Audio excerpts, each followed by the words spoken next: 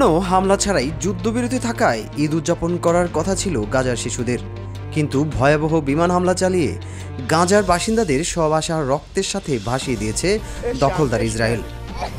রোজার দিনে ইফতারের জন্য হাহাকার, সামান্য খিচুড়ি কিংবা পানীয় জল মিলতেও কষ্ট হয়। প্রতি 10 জনের একজনও পাচ্ছে না বিশুদ্ধ পানি। বিশেষ করে শিশুদের নিয়ে চরম ও কঠিন পরিস্থিতি পার করছেন গাজাবাসী।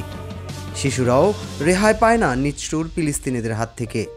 এ পর্যন্ত কয়েক হাজার শিশুর প্রাণ গেছে, পঙ্গুত্ব বরণ করেছে আরও হাজার খানেক শিশু। যুদ্ধবিরতিকে বৃদ্ধাঙ্গুলি দেখিয়ে হঠাৎ করেই হামাসের উপর ক্ষিপ্ত হয়ে আমেরিকার সাথে তাল মিলিয়ে অবরুদ্ধ গাজায় হামলা চালিয়ে মাত্র 2 দিনে প্রায় 400 মানুষের প্রাণ নিয়েছে ইসরায়েল। এদিকে একই সময়ে হামাসের বিরুদ্ধে ইরানে হামলা চালাচ্ছে ট্রাম্প প্রশাসন। নির্বাচনের আগে ট্রাম্পের দেয়া ওয়াদা রক্ষা না করে যুদ্ধবিরতির মধ্যেই ইসরায়েলকে মদদ দিয়ে যৌথভাবে 2 দেশে হামলা চালাচ্ছে আমেরিকা ও ইসরায়েল।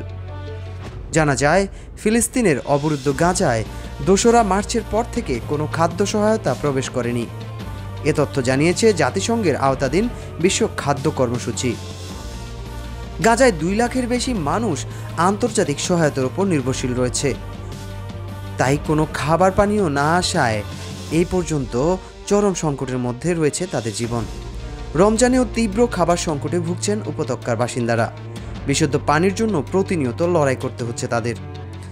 সংস্থাটি গাজার উপর আরোপ করা পূর্ণাঙ্গ অবরোধ তুলে নিতে আবারও ইসরায়েলের প্রতি আহ্বান জানিয়েছেন, কিন্তু নিষ্ঠুর ইসরায়েল কোনো দিকে ভ্রুক্ষেপ করছেন না।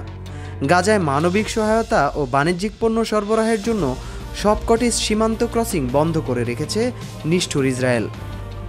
কোনো ধরনের খাদ্য সহায়তা পাঠাতে পারেনি মানবিক সংস্থাগুলো। গত 19 জানুয়ারি প্রথম ধাপের যুদ্ধবিরতি শুরুর পর থেকে প্রতিদিন অন্তত 600 সহায়তা ট্রাক প্রবেশ করেছিল গাজায়। দিনের পর দিন অপেক্ষা করতে হচ্ছে একটু খাবার পানির জন্য। পানির ট্রাক আসা মাত্রই তৈরি হয় দীর্ঘ লাইন। কেউ কেউ পায়ে হেঁটে বহুদূর থেকে পানি সংগ্রহ করেন। এক নারী বলেন, বাচ্চাদের গোসল করানো, ধোয়া, রান্নাবান্না করতে হয়, কিন্তু যে পানি আমাদের দেয়া হয় তা লবণাক্ত, রান্না করা যায় না। খাবার পানির জন্য অপেক্ষা করতে হয়।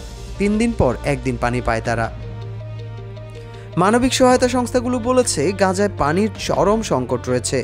প্রতি 10 জনে মাত্র 1 জন করে খাবার পানি পাচ্ছে। প্রিয় দর্শক, ভিডিও সম্পর্কে আপনার মতামত জানিয়ে দিন কমেন্ট করে। সেই সাথে চ্যানেলটি সাবস্ক্রাইব করে আমাদের সাথেই থাকুন। News desk, news plus.